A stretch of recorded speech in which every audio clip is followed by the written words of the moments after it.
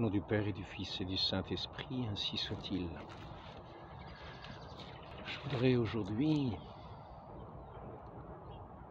continuer la suite d'un sujet que nous avons abordé, que j'ai abordé dans un entretien précédent, et qui était sur la manière dont nous devions être dans ce monde comme n'étant pas du monde, c'est-à-dire étant dans ce monde comme la créature que Dieu a voulu que nous soyons dans ce monde, mais non pas ayant nos cœurs dans le monde,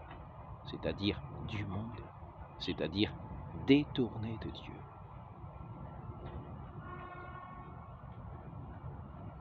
C'est-à-dire coupés de lui, coupés de son amitié, coupés du lien filial que nous avons à notre Père céleste, qui nous a fait pour cette relation avec lui.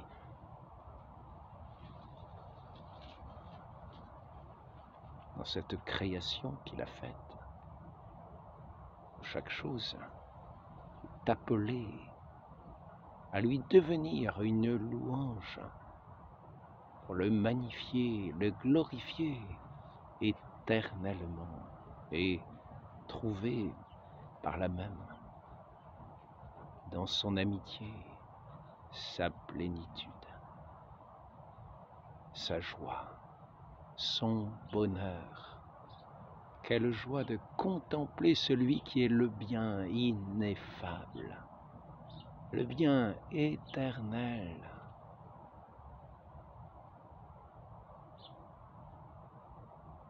le bien insurpassable, dont nul esprit, que nul esprit ne peut contenir, qui est au-delà de tout l'univers créé, de tous les esprits créés. Lui qui n'est pas une créature et qui est l'au-delà,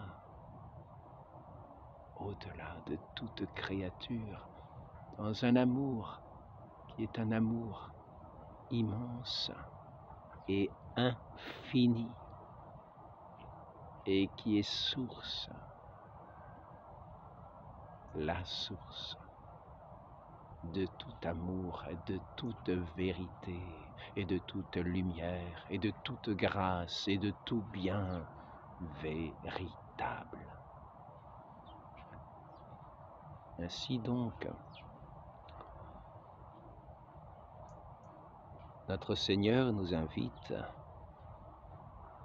à être attentifs à ce point précis, d'être dans le monde, mais de n'être pas du monde,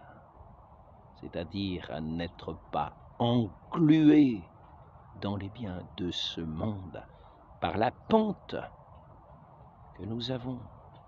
comme une blessure suite au péché originel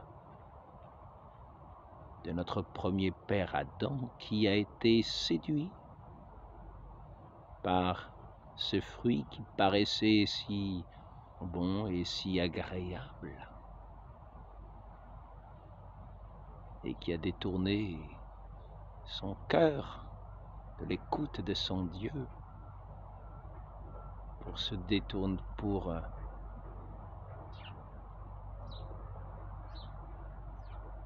par l'écoute de l'esprit trompeur,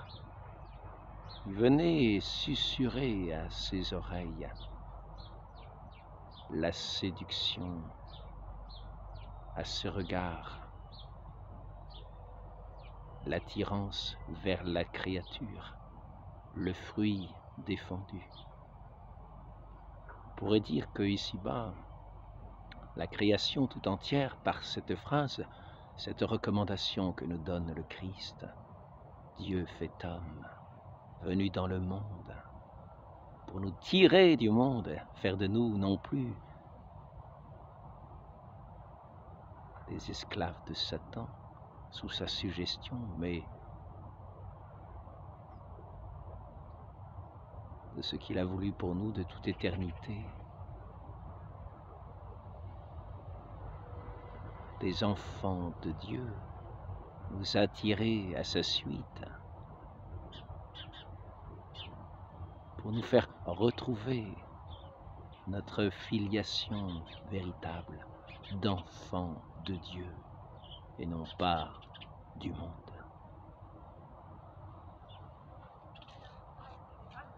On peut dire que, donc, d'après cette recommandation du Christ qui nous dit de n'être pas du monde, que ce monde pourrait être comme un fruit défendu tout entier, régi néanmoins par sa parole et ses saintes lois,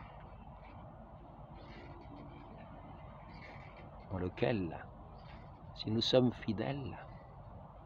il nous conserve en sa grâce,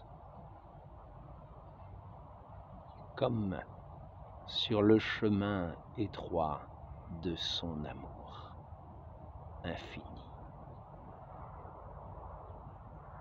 au son de sa parole, que nous gardons au fond de nos cœurs quand nous l'aimons, qui paraît aux yeux de ce monde immense peu de choses, et qui est toujours la porte de la grâce, où pas à pas nous marchons sous la main toute puissante de Dieu, quand nous gardons le désir au cœur de son amour. Mais ce fruit de cette création tout entière paraît à ceux qui ouvrent les yeux, leurs oreilles, toujours un fruit beau et bon. Mais pour n'être pas du monde, il nous reste toujours comme le fruit interdit,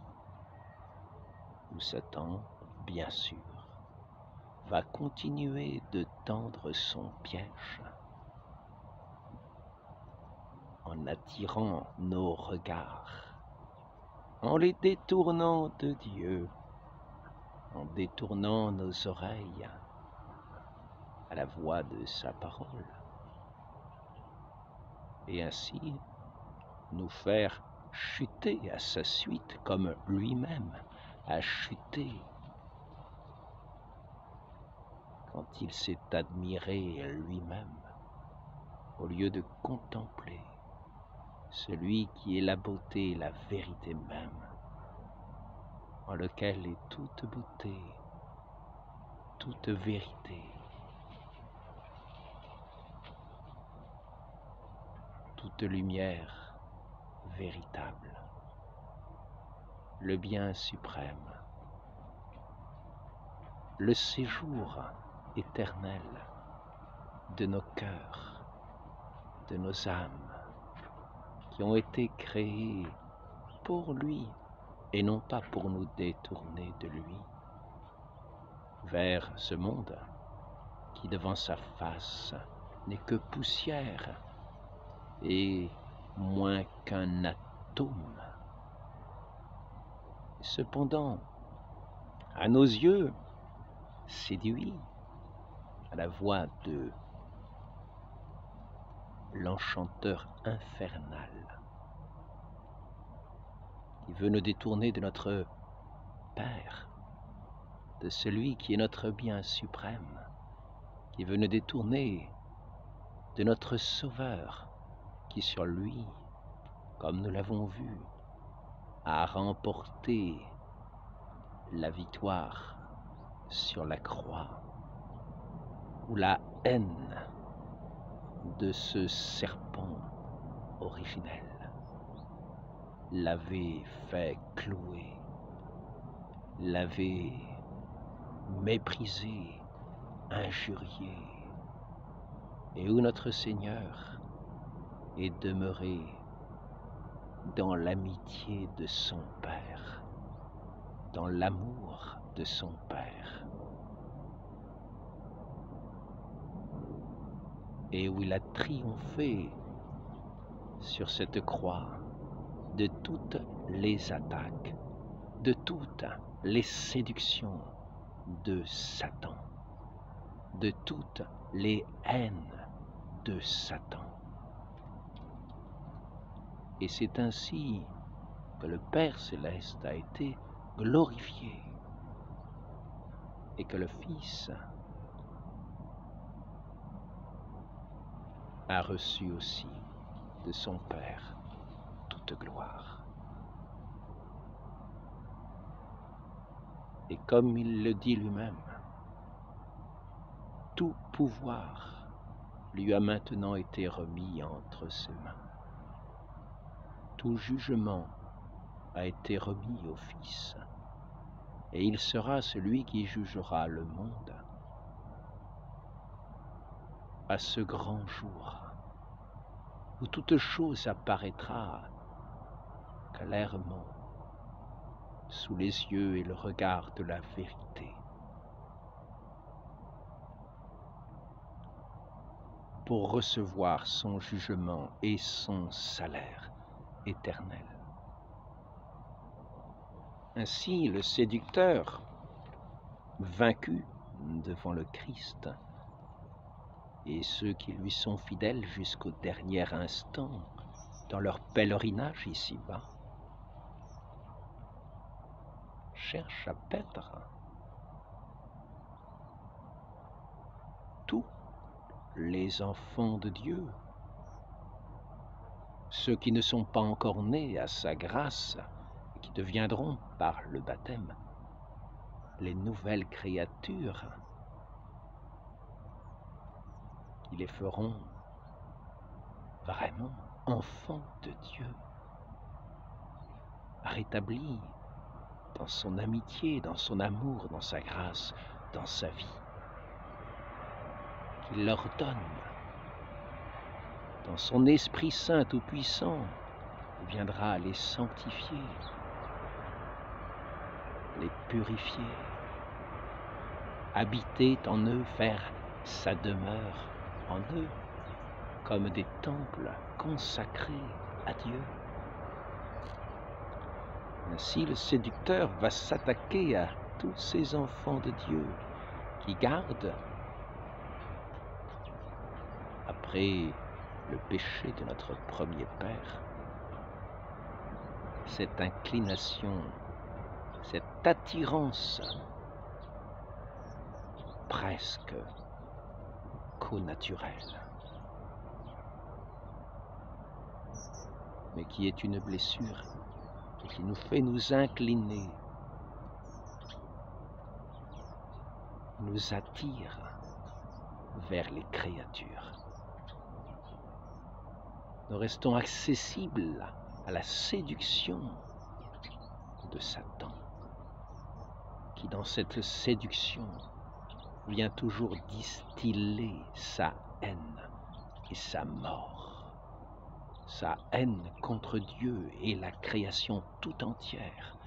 et sa mort qu'il communique aux âmes qui sont séduites par lui. Ainsi, notre Seigneur nous dit, vous n'êtes pas du monde. Vous êtes dans le monde, mais vous n'êtes pas du monde. Ne mettez pas votre cœur dans les biens de la terre, dans les biens créés.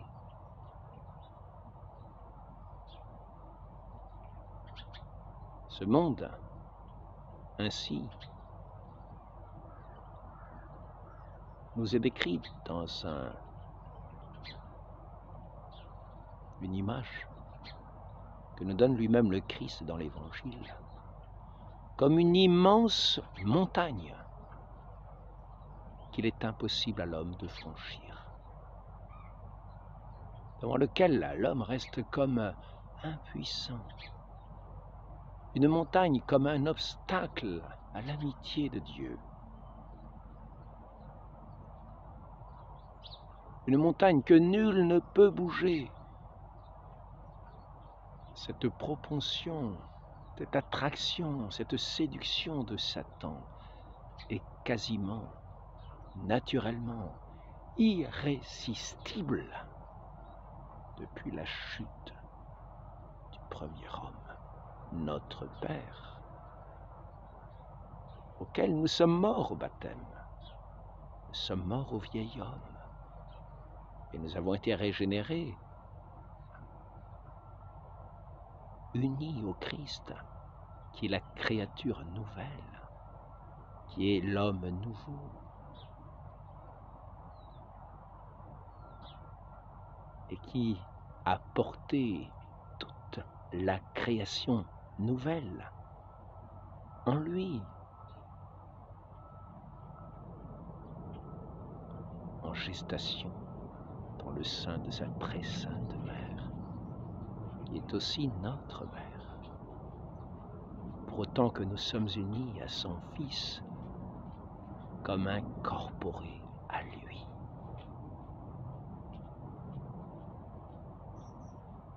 Dans la fidélité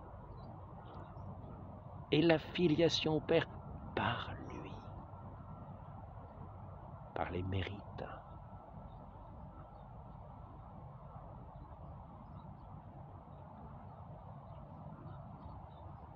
de son sang versé sur la croix, par lesquels il nous a rachetés,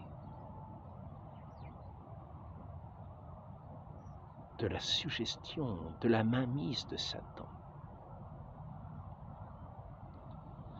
Mais nous gardons, même en tant que créatures nouvelles, cette inclinaison due au péché originel, qui n'est pas péché, mais qui sera pour nous une source de mérite, où chaque pas pour nous, dans la fidélité au Père, sera une louange de plus au Père. Car la fidélité, ici-bas, par cette inclinaison, cette pente naturelle à l'attachement aux créatures, demandera pour nous un élan supplémentaire de l'amour, de notre volonté libre pour adhérer davantage encore à ce Père, une violence qu'il nous faudra faire pour résister à cet attrait des séductions diaboliques et pour demeurer dans la fidélité. Il nous faudra, au milieu de ce monde, faire bien des sacrifices, rejeter bien des suggestions, rejeter bien des attraits, mourir à tous ces attraits, toutes ces suggestions qui nous amènent à vouloir mettre notre cœur dans tous ces biens du monde, qui nous apparaissent comme un immense fruit défendu.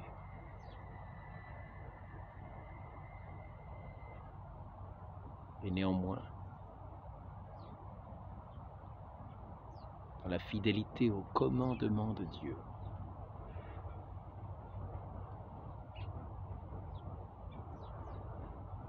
nous restons ouverts à cet amour du Père en étant dans le monde. Mais cet obstacle,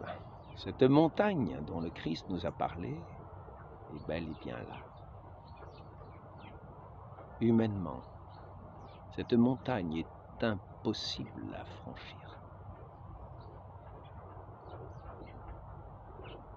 Et comme la loi de l'attraction terrestre, nous sommes comme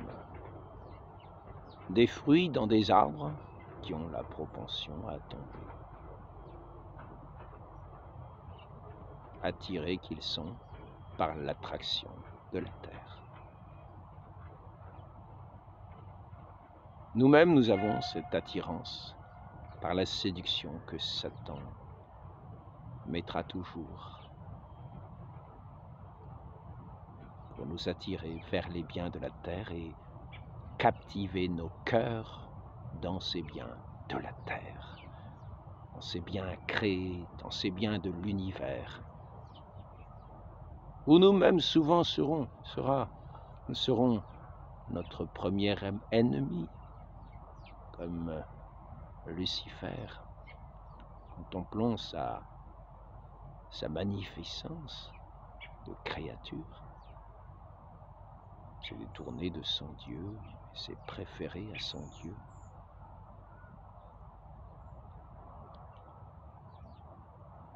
Le Christ nous donne l'arme, et il faut la demander, comme ce monsieur qui, s'approchant de notre Seigneur, demandait au Fils de Dieu d'augmenter sa foi, car la seule manière, vraiment, la seule manière de faire décamper cette montagne infranchissable de devant nous, cet obstacle dans notre cheminement jusqu'à la gloire céleste, jusqu'à la gloire éternelle.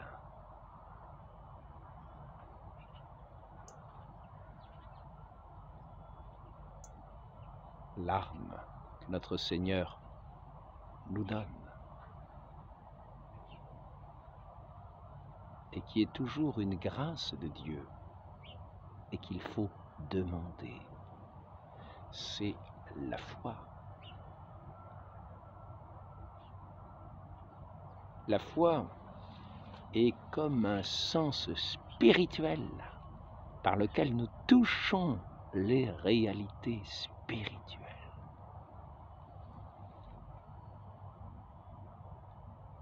Plus cette foi est grande, plus ce sens spirituel est grand, plus par l'esprit nous sommes à même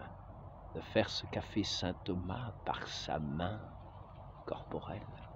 à savoir de toucher les plaies du Christ ressuscité et par là même de croire. Nous, par la foi, nous devons avoir ce sens spirituel qui nous permet, nous aussi, de toucher les plaies de notre Seigneur. Il faut en demander la grâce. Celui qui en demande la grâce, qui reçoit cette grâce immense, ce bienfait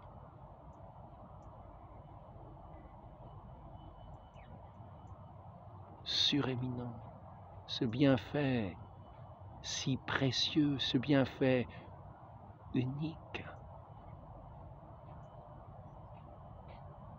dans nos vies ici-bas.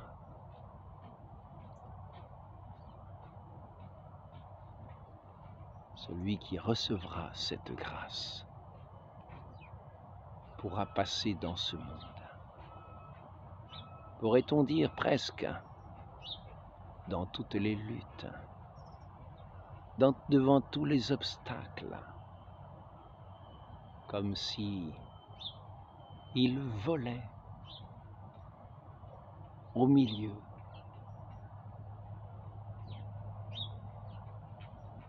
de toutes les difficultés,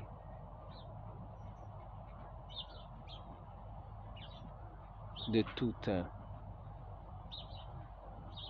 les oppositions, avec la légèreté de l'Esprit Saint.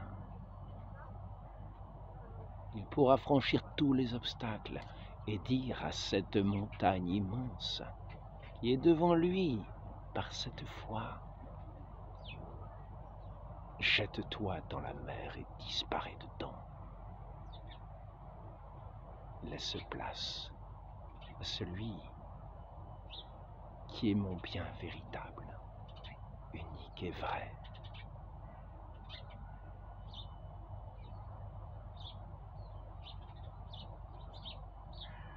celui qui est mon Père céleste et qui m'a donné son Fils unique à moi, pauvre créature, afin que je puisse entrer, moi aussi, dans la gloire des enfants de Dieu, pour lesquels il m'a créé, par ce sens du toucher spirituel de la foi. Vous direz à cette montagne, montagne, écarte-toi d'ici et plonge dans la mer, et elle ira. Mais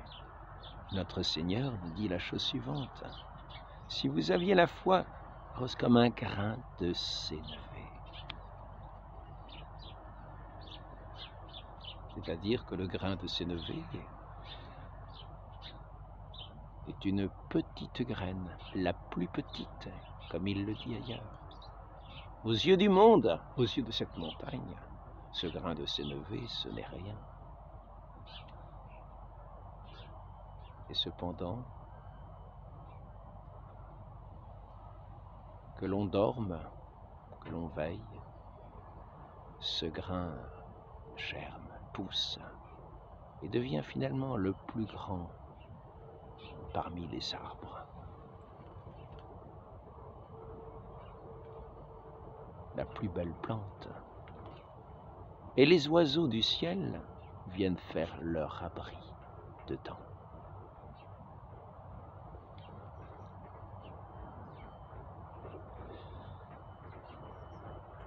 Si vous aviez la foi comme un grain de sénévé, vous diriez à cette montagne: jette-toi dans la mer, et elle disparaîtrait. Jette-toi dans ces flots agités par toutes les séductions du monde auxquelles nous renonçons par cette foi, par ce sens de la foi, où nous touchons les réalités spirituelles avec ce sens spirituel de la foi, comme la main de saint Thomas sur les plaies du ressuscité. Et à ce moment-là, notre cœur adhère à ces réalités qui lui sont présentées comme à ses yeux, plus réelles que cette montagne qui n'est qu'un vent de poussière, qui devant ces réalités spirituelles sont moins qu'un atome devant la splendeur de ce Dieu éternel, de ce Dieu qui est comme le soleil unique de nos âmes, notre Père bien-aimé. Il nous faut ainsi demander la grâce de la foi pour poser à chaque instant des actes qui nous font renoncer à toutes ces séductions, à ce monde qui nous environne, pour ne pas y mettre notre cœur, mais mettre notre cœur dans les objets spirituels que nous contemplons dans la foi, non seulement dans les objets spirituels.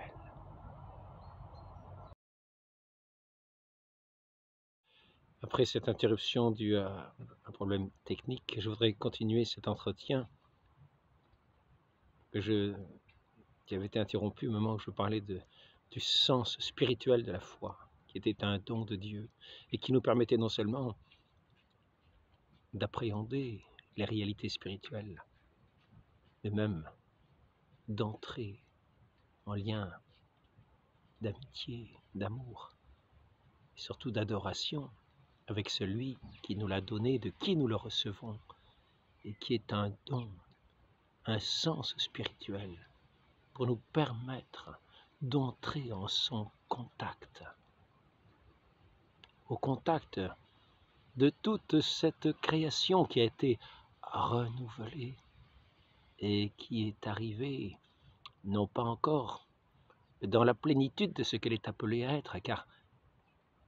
après le jugement que nous aurons tous, nous ressusciterons non seulement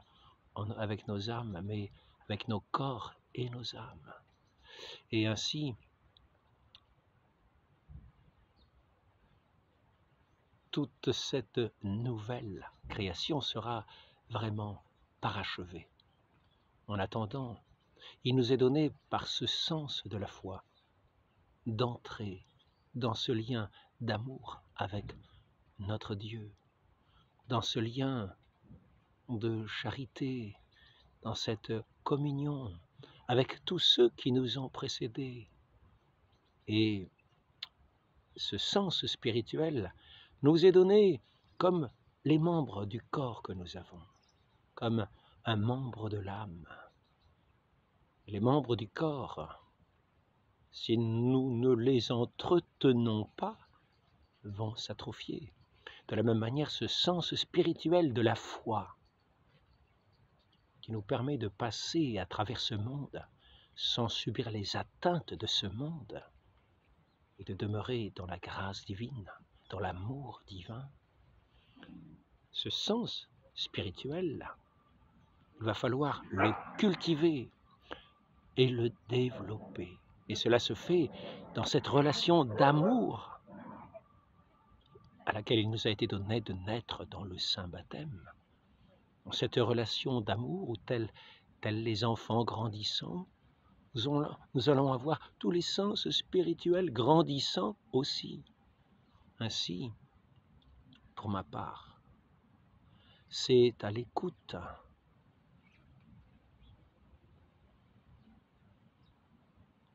dans la connaissance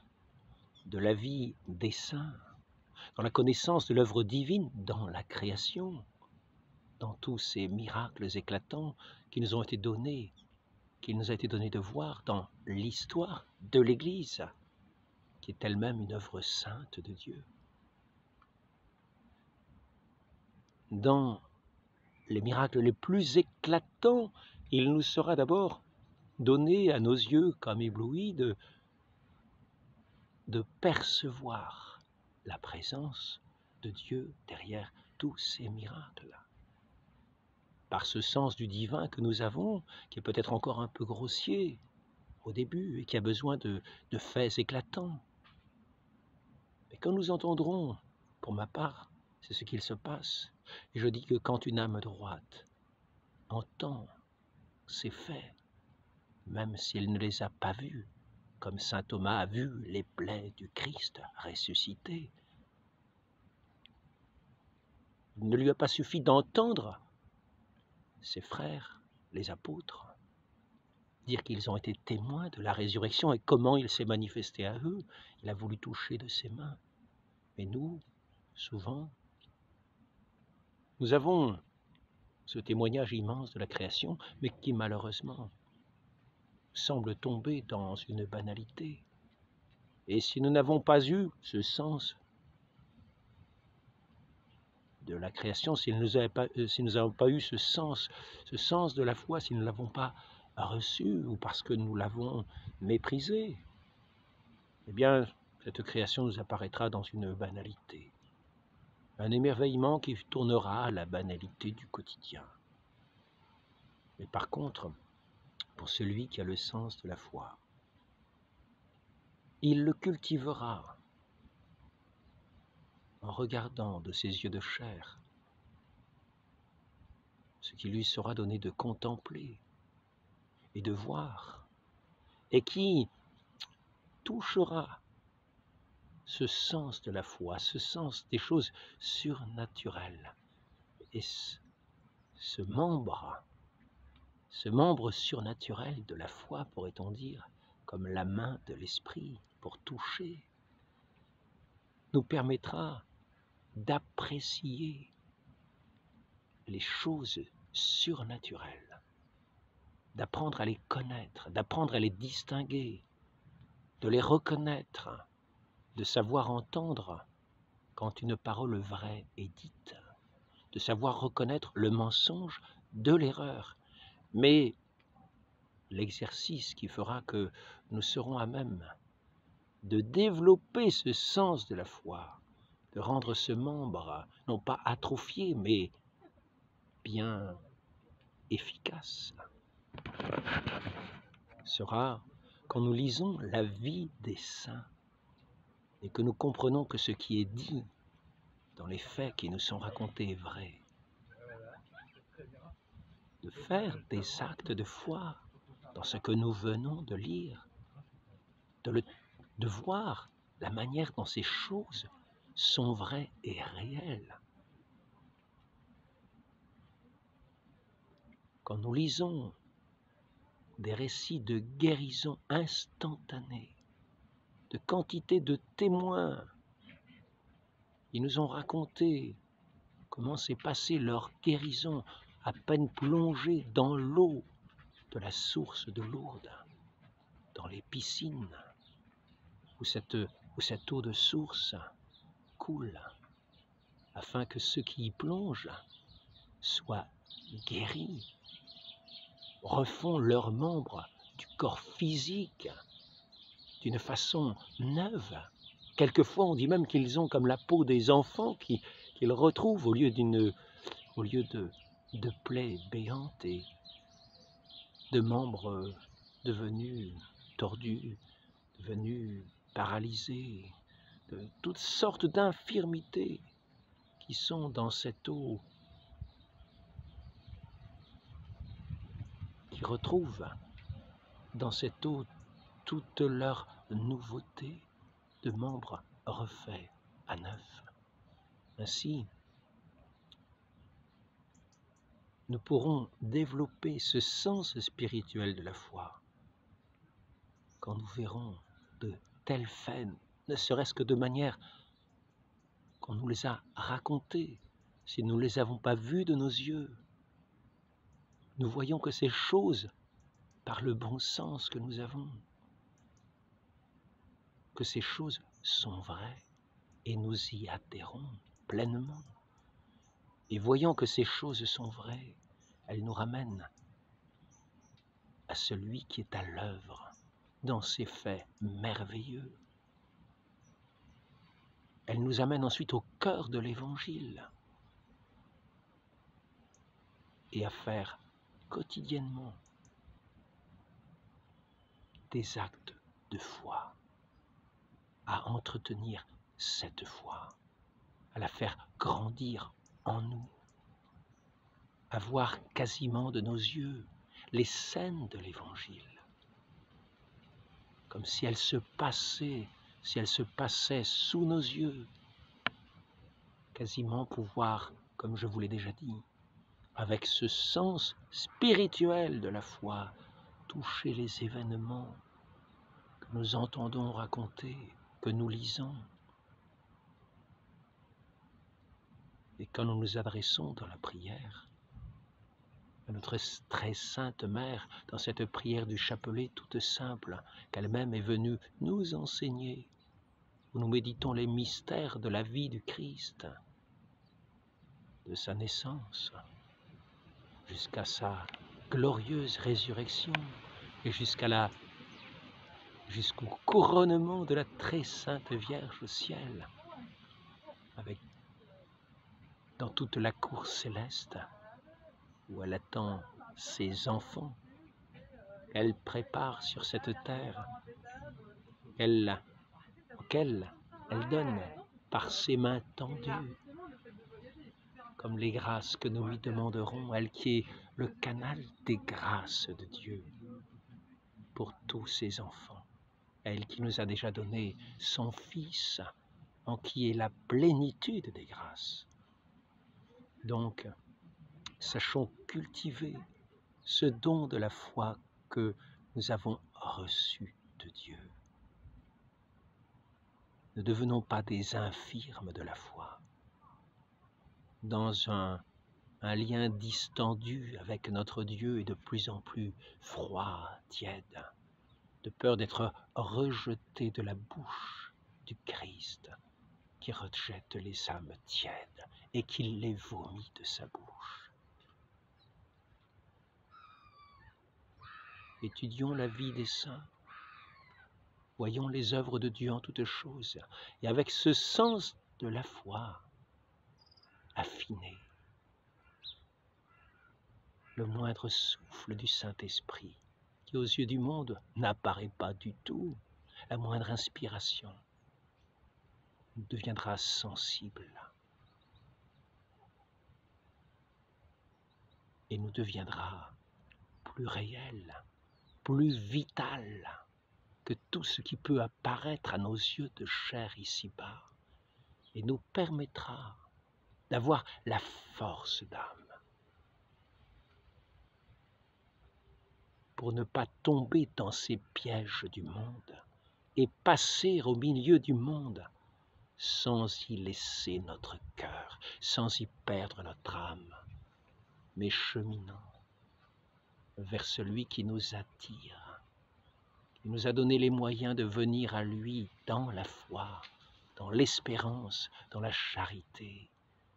de grandir toujours dans cette charité par ce canal de la foi, par tous les sacrements qu'il nous a donnés dans son Église, qui rassemble tous les enfants de Dieu dispersés dans le monde pour parvenir à lui dans la sainteté d'un cœur pur, d'un cœur refait, d'un cœur et d'une âme pardonnée, afin de retrouver et d'entrer dans cette cour céleste où la Vierge Marie nous invite à venir auprès d'elle dans son rosaire pour y chanter éternellement les gloires divines, unies aux anges et aux saints du monde entier et de l'univers entier, dans cette symphonie immense de l'amour. Qu'il en soit ainsi pour chacun de nous, au nom du Père et du Fils et du Saint-Esprit, ainsi soit-il.